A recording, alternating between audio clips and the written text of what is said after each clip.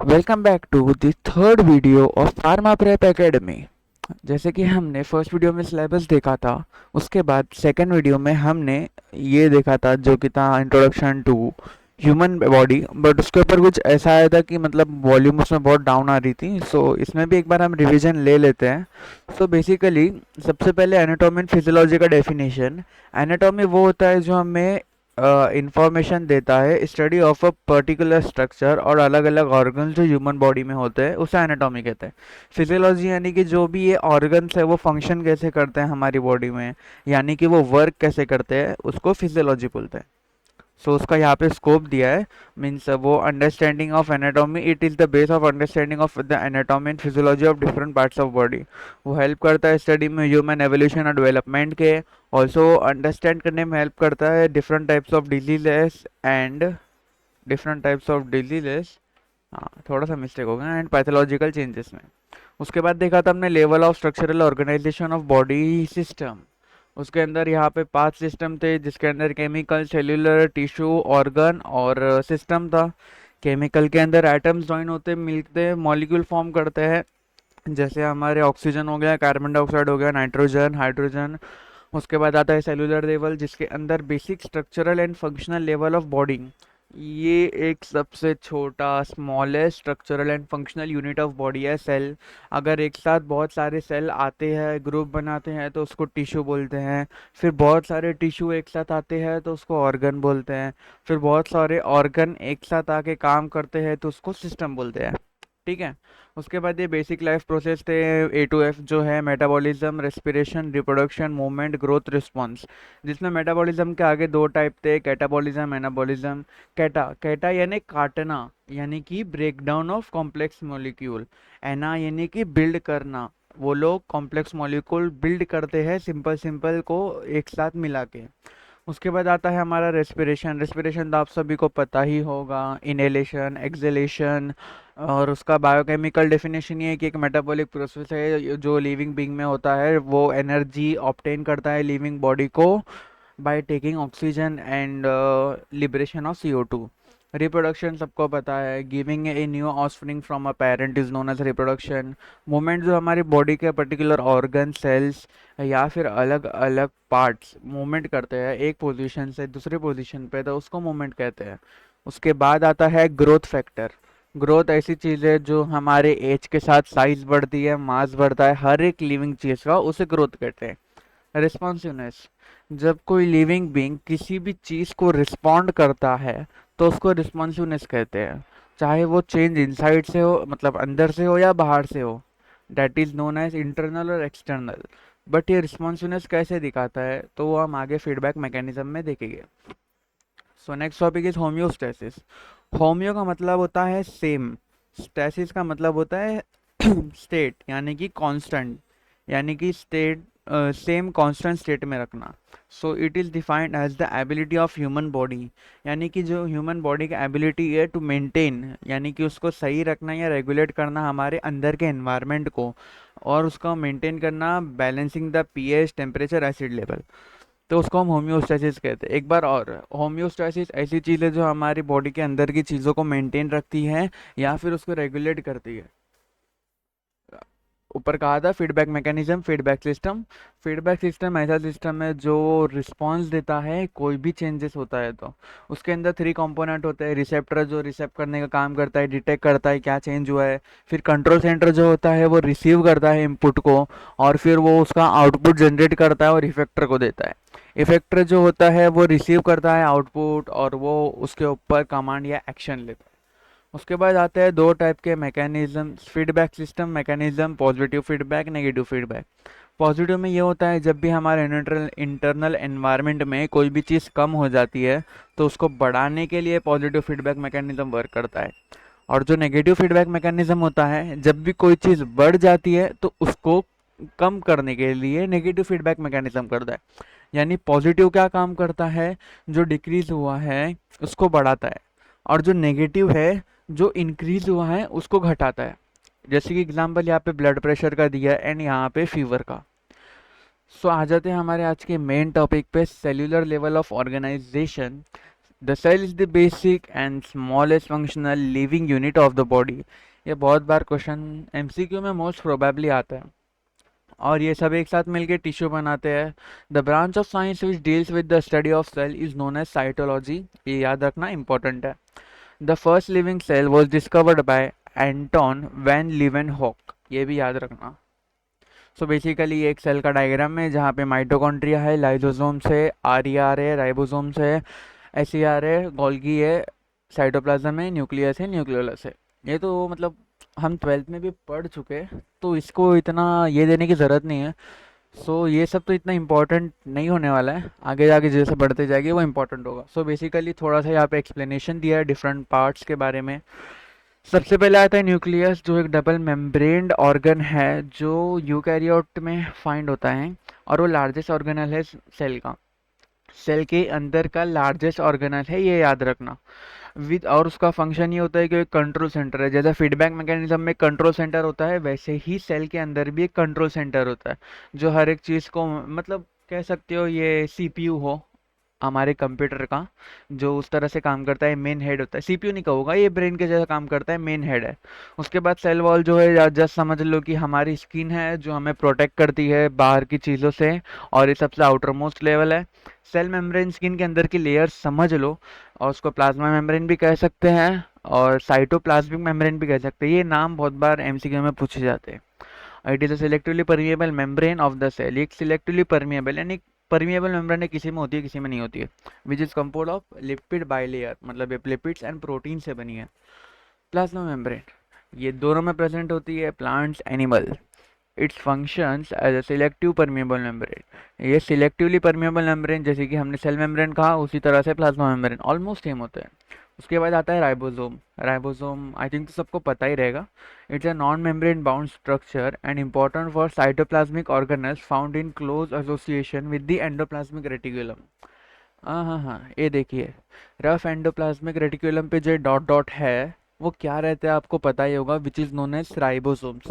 ये राइबोसोम ही है जो इससे रफ एंडोप्लाज्मिक रेटिकुलम बनाते हैं। और जिस एंडोप्लाज्मिक रेटिकुलम पे राइबोसोम नहीं होता है उसे कहते हैं स्मूथ एंडोप्लाज्मिक रेटिकुलम। समझे? उसके बाद आता है क्लोरोप्लास्ट। माइटोकॉन्ड्रिया बाकी है। माइटोकॉन्ड्रिया सबसे बड़ी चीज़ है यार। Mitochondria power house of the cell, जो पूरे बॉडी का पावर हाउस है, जो एनर्जी रिच मॉलिक्यूल है, एनर्जी प्रोवाइड करता है। And it is a double membrane bound sausage shape organelle. Sausage पता होगा, आई होप सो। नहीं पता रहेगा तो कमेंट में जो भी डाउट रहेगा बाकी सबका भी पूछ लेना। Found in almost all eukaryotic cell. उसके बाद आता है chloroplast. Chloroplast is a double membrane bound organelle which usually very in the shape. अलग अलग शेप में रहता है, from a disc shape to a coin. Coin shape में वो देखा है ना हमने 12th या 11th के बुक में, शायद आई थिंक सो 10th के भी बुक में था। वैसे क्लोरोप्लास्ट के लिए कॉइन शेप में ऐसे ऐसे बने थे ग्रीन कलर के, आई थिंक सो देखा रहेगा। They are present in the mesophyll cells of leaves. ये लीव्स में प्रेजेंट होते हैं, सबको बताया, जो क्लोरोप्लास्ट स्कोर करते हैं other carotenoid pigments. Mostly green colour का ही होता है। Golgi bodies. गोल्गी बॉडीज आप समझ लो एक कप शेप होता है और कंपार्टमेंट होते हैं उसके अंदर अलग अलग अलग अलग।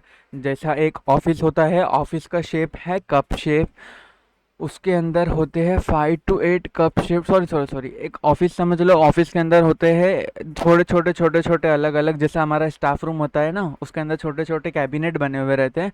उसी तरह से 5 से 8 कप शेप कैबिनेट बने रहते हैं कंपार्टमेंट की सीरीज में। उससे हम सिस्टर्न कहते हैं। हाँ, cistern is a flattened disc shape or stacked pouch that make up to the Golgi apparatus.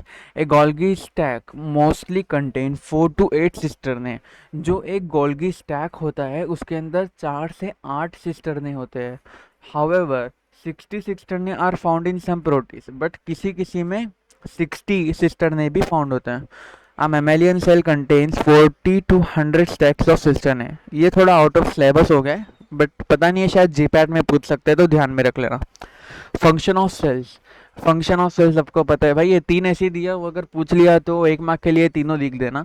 Provide support and structure, but ऐसे मत लिखना, थोड़ा इसको बढ़ा चढ़ा के लिखना, आगे बाजू थोड़ा समझे ना, समझ जाएंगे अभी बच्चे तो। Facilitate growth mitosis, allow transfer of substances, energy production, aids in reproduction. ये समझाने की ज़रूरत नहीं है। आज के लिए ही इतना, क्योंकि मेरे को आज कवर करने इसलिए नहीं मिला क्योंकि पिछले वीडियो में रिस्पांस आया था कि इसका आवाज़ बहुत कम आ रहा था। तो सबसे पहले मेरे को ये कवर करना था, ये कवर करने के बाद वो भी कवर करना था। सो आज का और एक बार रिवीजन कर लेते हैं, रिवीजन करने के बाद फिर आज का वीडियो एंड अप करेंगे। ओके, सो इसका तो रिवीजन ही किया है हमने। सेलुलर लेवल से स्टार्ट करते हैं। जो भी डाउट रहेगा आप कमेंट में पूछ लेना। छोटे छोटे वीडियो बनाएंगे ताकि एक वीडियो में ज़्यादा बोर ना हो जाओ यार। धीरे धीरे धीरे धीरे करके सीखेंगे, आराम से सीखेंगे, अच्छे से सीखेंगे। सेलुलर लेवल ऑफ ऑर्गेनाइजेशन, उसके अंदर आता है सेल, इम्पोर्टेंट है। Cell, a branch of science which deals with the study of cell. Cytology, first living cell discover कौन किया था? एवीएल। हाँ, एवीएल से भी याद रख सकते हो, अच्छी बात है। उसके बाद पार्ट्स पढ़े हमने, nucleus, cell wall, cell membrane, plasma membrane, ribosome, mitochondria, chloroplast, Golgi body. उसके बाद फंक्शंस देखा। आई थिंक सो मैंने सभी पार्ट कवर कर लिया हूँ। Yes, I hope so, I hope so, yes. So उसके बाद होता है न्यूक्लियस। न्यूक्लियस समझ लो हमारा दिमाग है, जो एक कंट्रोल सेंटर है जो सब एक्टिविटीज़ को देखता है। Also the store house of cells, DNA. ये चीज़ बोलना भूल गया मैं, ये डीएनए को भी स्टोर करता है। But by structure the nucleus is dark. Nucleus dark है, round and surrounded by nuclear membrane. यहाँ पे दिखाते हैं हम लोग, देखो ये न्यूक्लियस है, ये न्यूक्लियस है, एक सराउंडेड मेम्ब्रेन के साथ है वो, और एक डार्क कलर का, शायद एक गलत डायग्राम, नहीं wait wait wait wait wait, cell nucleus समझा ना हम लोग, थोड़ा सा भूल गया मैं। It's okay. सो बेसिकली बढ़ते हैं, तो nucleus is dark, round and surrounded by nuclear membrane. So basically ये न्यूक्लियर मेम्ब्रेन है, यहाँ पे उन्होंने इसको डार्क बताया नहीं है, उसके अंदर एक न्यूक्लियोलस प्रेजेंट होता है। ये एक मेम्ब्रेन है, उसको ही लग के ये एंडोप्लाज्मिक रेटिकुलम होता है। और ये जो मेम्ब्रेन है यहाँ पे इन्होंने डार्क कलर बताना चाहिए था, बट उसे नहीं बताया क्योंकि न्यूक्लियस को भी डार्क बताना था। और इसका शेप देख रहे हो ना, ये पूरा एक राउंड शेप में है। ओके, सो बढ़ते हैं नेक्स्ट पे। Cell wall. सेल वॉल तो सबको पता है, नॉन लिविंग कंपोनेंट है जो कवर करता है हमारी outer most layer of the cell, जो कि बना है different types of things, different types of, ये लिपिड से नहीं बना है, ध्यान में रखना। सेल मेम्ब्रेन लिपिड से बना है एंड प्रोटीन से। ओके, सो बेसिकली हमारी स्किन ही समझ लो सेल वॉल। सेल का स्किन है जो एकदम आउटर मोस्ट लेयर है। उसके बाद सेल मेम्ब्रेन जो होता है वो उसके अंदर आता है, उसका हम टर्म और एक नाम आता है, the plasma membrane is also termed at cell membrane. हम प्लाज्मा मेम्ब्रेन को सेल मेम्ब्रेन भी बोलते हैं या साइटोप्लाज्मिक मेम्ब्रेन, क्योंकि उसमें जो है वो साइटोप्लाज्म जो रहता है, पूरे सेल में साइटोप्लाज्म स्प्रेडेड रहता है और उसके अंदर सब अलग अलग ऑर्गेनल्स होते हैं, इसलिए उसको साइटोप्लाज्मिक मेम्ब्रेन कहते हैं। और ये सिलेक्टिवली परमिएबल मेम्ब्रेन होता है which is composed of a lipid layer, bilayer and protein. उसके बाद हमने देखा plasma membrane, ribosome. Plasma membrane तो सबको ही पता होगा, सेम है cell membrane, plants and animal दोनों में प्रेजेंट होता है। और उसके बाद राइबोसोम। राइबोसोम तो हमने देखा जो होता है ये जो dot dot dot dot dot dotted है ना, वो या जो बनाता है एंडोप्लाज्मिक रेटिकुलम को रफ, और अगर वो एब्सेंट रहा तो बनता है स्मूथ एंडोप्लाज्मिक रेटिकुलम। क्लोरोप्लास्ट जो कि फोटोसिंथेसिस में हेल्प करता है। इस बार फिर हम माइटोकॉन्ड्रिया को भूल गए। माइटोकॉन्ड्रिया जो कि है power house of the cell, जो एनर्जी रिच मॉलिक्यूल्स को प्रोड्यूस करता है। और उसके बाद जो है वो एक mitochondrial genome, the mitochondrial genome is inherited maternally in several organs. अलग अलग ऑर्गन्स में जो माइटोकॉन्ड्रियल जीनोम होता है वो इनहेरिट करता है। उसका स्ट्रक्चर ऐसा है कि वो double membrane bond sausage shape organelle है जो ऑलमोस्ट सभी यूकैरियोटिक सेल में मिलता है। उसके बाद क्लोरोप्लास्ट है जो फोटोसिंथेसिस में हेल्प करता है। उसके बाद गोल्गी बॉडीज, एक सैक लाइक स्ट्रक्चर होता है जो कि यहाँ पे दिया ही है, ऑलमोस्ट पढ़ लो। मैं उसके बाद आता है functional of the cell, provide support and structure, facilitate the growth of mitosis, allows transport of substances, energy production, aids in reproduction। Support provide करता है, स्ट्रक्चर देता है, ग्रोथ करता है माइटोसिस का, और उसके बाद ट्रांसपोर्टेशन को अलाउ करता है। और अगर हर एक चीज़ का फंक्शन पूछा, न्यूक्लियस का फंक्शन क्या है, ये कंट्रोल सेंटर है। सेल वॉल का फंक्शन क्या है, वो आउटर मोस्ट लेयर है, वो प्रोटेक्शन देता है। सेल मेम्ब्रेन का फंक्शन क्या है, वो भी एक तरह से हमें प्रोटेक्शन ही देता है, but as a selectively permeable membrane. Ribosome क्या है, वो एक साइटोप्लाज्मिक ऑर्गेनल है जो कि एसोसिएटेड है एंडोप्लाज्मिक रेटिकुलम से, जो उसे रफ एंडोप्लाज्मिक रेटिकुलम बनाता है। माइटोकॉन्ड्रिया क्या है? Power house of the cell है, ये उसका फंक्शन है। क्लोरोप्लास्ट क्या काम करता है? क्लोरोप्लास्ट मोस्टली ये क्लोरोप्लास्ट मोस्टली स्टोर करता है क्लोरोप्लास्ट, और उसके साथ स्टोर करता है carotenoid pigment. Golgi body sac like structure है जो मोस्टली कंटेन करता है 4 टू वाट सिस्टर्न है, और उसके अंदर एक समझ लो स्टोर हाउस या ट्रांसपोर्टेशन ट्रांसपोर्टेशन जैसा रहता है। इस तरह से सबके भी हम फंक्शंस कर सकते हैं। सो आज के वीडियो में इतना ही। नेक्स्ट वीडियो में हम स्टार्ट करेंगे नेक्स्ट टॉपिक को, और इसमें कुछ भी डाउट रहेगा तो पूछो, और नेक्स्ट वीडियो जल्दी आएगी। यार देखो रिस्पांस मिल नहीं रहा है, फिर भी वीडियो बनाने की ट्राई चल रही है, क्योंकि हाँ मुझे पता है फार्मेसी वालों के लिए बहुत कम यूट्यूब चैनल्स है जो अच्छे से इन्फॉर्मेशन देते हैं। है भी तो अच्छे अच्छे है। I am fully based on Mumbai university. मैं कोई और यूनिवर्सिटी के लिए नहीं, जितना भी है मैं मुंबई यूनिवर्सिटी के हिसाब से चलूँगा। एंड पीसीआई, पहले पीसीआई आता है उसके बाद मुंबई यूनिवर्सिटी।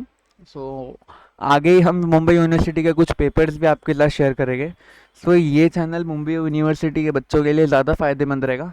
वैसे बाकी के बच्चे भी इसके अंदर से पेपर सॉल्व कर सकते हो, क्योंकि क्वेश्चन तो भाई सेम ही रहेगा ना, सिर्फ पेपर का जो पैटर्न है वो चेंज होता है। जैसे कि मुंबई यूनिवर्सिटी के पेपर में एमसीक्यूज आते हैं, बट बाकी में मैंने देखा हूँ कि वो 1 सेंटेंस के 1 मार्क के क्वेश्चन दिए जाते हैं। सो ये सब फ़र्क होता है। बाकी एमसीक्यूज में तो मज़ा ही आता है, उसका भी बाद में डिस्कशन करेंगे। सो आज के लिए इतना ही, मिलते हैं अगले वीडियो में, तब तक के लिए बाय बाय, टेक केयर।